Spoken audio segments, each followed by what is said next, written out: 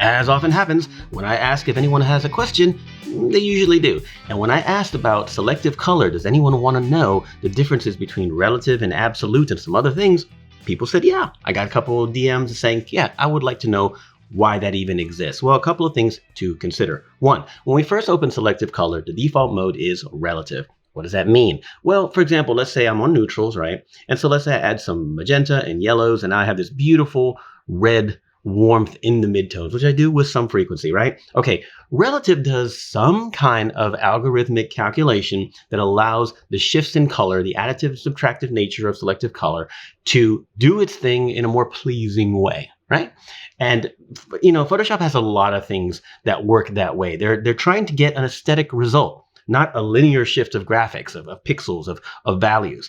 However, if you put it on absolute, the first thing you notice is that the results are stronger overall, right? So if you peg it all the way, you'll see that it's very, very strong. It's kind of difficult to describe. I'm only on reds here, so let's put it on something a little bit more intense. Let's go to neutrals and bump it up. You can see that we're shifting everything in a strong linear way. If we go to relative, it sort of blends better, even though I've overkilled it, but absolute really pushes it far. Now that's interesting, but some people have said, look, absolute is stronger than relative.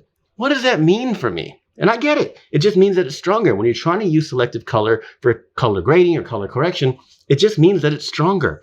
However, curiously, it does give us some utility functions.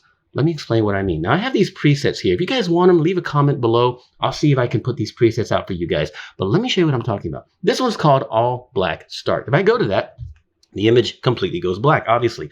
What's happened? Well, every single one of these values, red, yellow, green, etc., whites, neutrals, and blacks, I've pushed the black all the way to 100%. There's nothing. Okay, that's a good start. Here's why. Because if I go to my reds now, let's just stay here. If I take the black and put it all the way to white, I can see where the reds are. This is like creating a mask of the reds.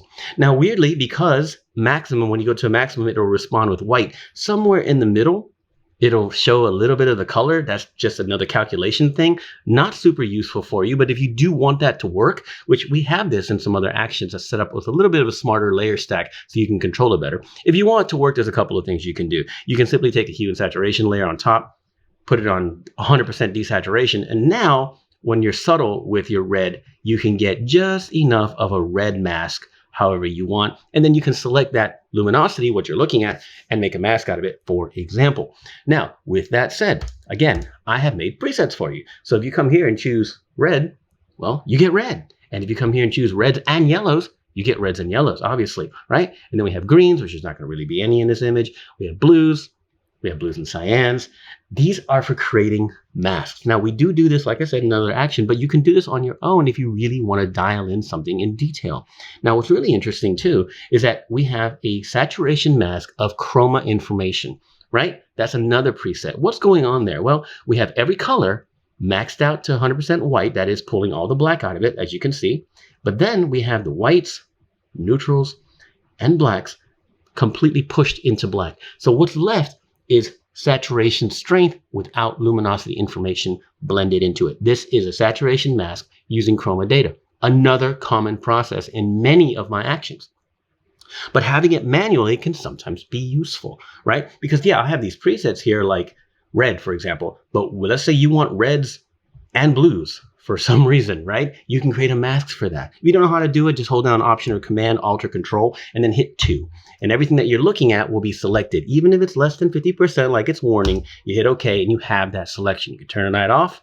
And then if you go, I don't know, to curves, you'll see we have a curve with the reds and blues as the mask. Now, how useful can that be in this image? Look, I don't know. Point is, it's there for you to make these kind of selections, right? Now, again, the layer stacks that I use on my actions are much more purposeful and have more modification abilities. However, using selective color on absolute mode, yeah, it makes everything stronger for color grading, but you can also do some fun stuff here, including just the shadows, including shadows and highlights if for some reason you want that. And of course, saturation mask of chroma information. Very, very useful. Again, if you guys want these presets, I can provide them. They're not hard to load. You just kind of come here to the top right of the selective color and you say, load selective color preset, and you can put them in there one at a time or however you prefer to do it. So I just want to show that because for whatever reason, Photoshop continues to have that function on there without really explaining it, the absolute. Oh, there's documentation you can dig up in the forums, but it's not always obvious why.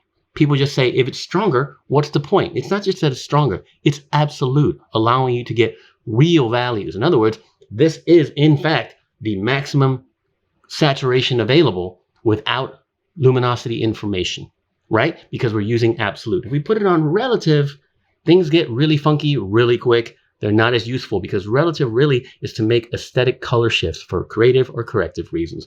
Absolute, yeah, we can use it for creative or color as well, but really it's great for creating masks and other things. So I hope that kind of opens your eyes a little bit. And one last time, if you want these presets, let me know in the comments.